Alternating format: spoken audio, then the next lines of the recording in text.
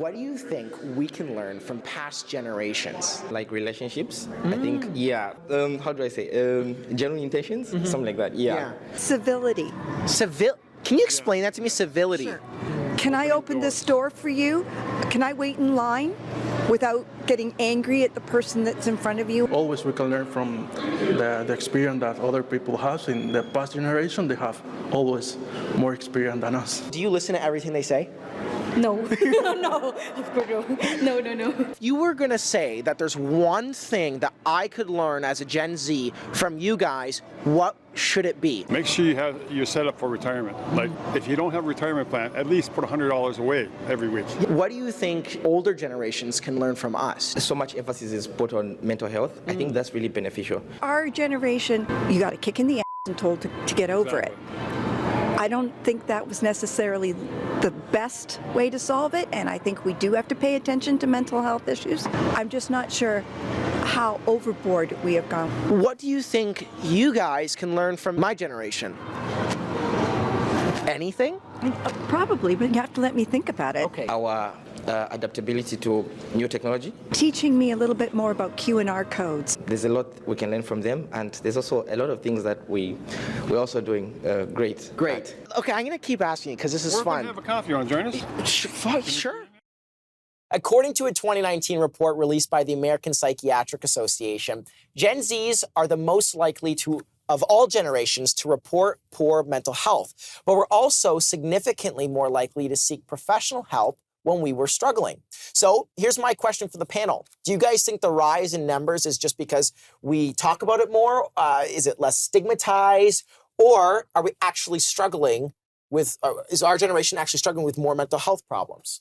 What do we think? I think it's probably a bit of both. We were talking before that a lot of people, even my age, a decade ago or 2 decades ago, we wouldn't have even had the language, or we wouldn't have even known that something that we were going through. You didn't know how to talk about it. We wouldn't have even known that it was a thing that had a label. We would just know that we felt terrible. But see, part of me thinks is that we didn't go through any world wars. Like, my generation didn't live through that. I wasn't even alive for 9/11. How can we possibly struggle with mental health more? Do you think maybe you guys are staying more excluded from everybody? Like, you're always on the computers, on your phones, constantly comparing always everything's on social media, like whatever you do.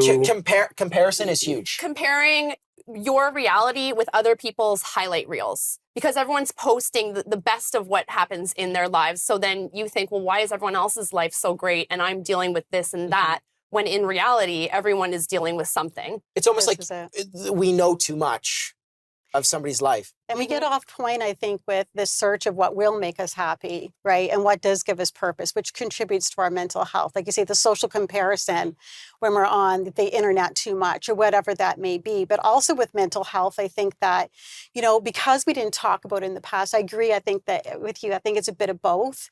There's different stressors, but I don't think that we necessarily have to go through horrible things to have in terms of external wars or things like that. But let me ask this, and this is something that I strongly think is the more we talk about it, the more we almost make it a problem for our generation. Yeah. Like all we talk about now is mental health. Who? Yeah. About it? Yeah. Our generation. I think we just say, oh, we've got these problems. I've got these problems. But where are you guys talking? Like, I mean, what I'm trying to say is like everybody's always in front of a screen. Yeah. So you're not like, in our days, you would be talking with people. We would be talking with each other. We would sit down, we'd have a conversation.